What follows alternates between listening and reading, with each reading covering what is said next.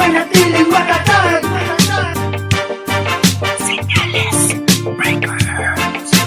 Hindi na panahon para magpabayo pa. Sa mga gampanin natin dapat na magtalaga. Di ka dapat panghinaan ng loob, kapatid, dahil lamang sa pagsubok kaugnayan mapatid. Huwag mong sasayangin ang iyong kahalalan sa mga sanlibutan at sa iyong kahangalan. Lahat tayo may gampanin sa doktrinang natanggap. Natanim ba sa iyong puso, bakit di ka gumanap? Tumanggap ka ng tungkulin para mas maging maalap, upang sa mga tiisin pagsubok ay tumata. Ito'y susi ng biyayang pagpapala ng Ama. Manalig kapatid, lumapit sa Kanya. Tara na kapatid, tayo pagkasila sa gawain ng Diyos. Tayo ay magtalaga sa UINC, ipagkitang malakas. Iyayanig man ang pagsubok, manatiling matatag. Sige na kapatid, huwag ka nang madadala sa mga kumakalaban, huwag tayong padalain. Sa UINC, ito ang ating lakas. Sama-samang gumanap sa tungkuling tinanggap. Maraming kapatid na kahit nahirap sa buhay, hindi nila pansin pagkat ang Diyos natin ay tunay. Mahalaga para sa atin ang paglilingkod, yung tunay at tapat upang sa Diyos makalugod. Huwag kang mag-alinlangan kapag tumawag ka, pagkat ang Diyos mahabagin sa tunay na lingkod niya.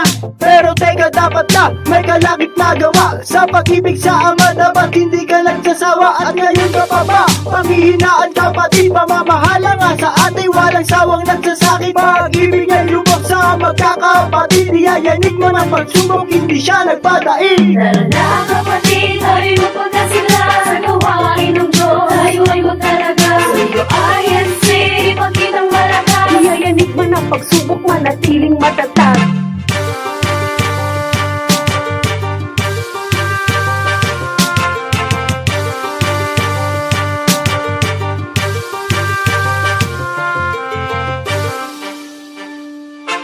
Tara na kapatid, tayo pagkasila sa gawain ng Diyos. Tayo ay magtalaga sa UINC, ipagkitang malakas. Iyayanig man ang pagsubok, manatiling matatag. Sige na kapatid, huwag ka nang padadala sa mga kumakalaban, huwag tayong padalain.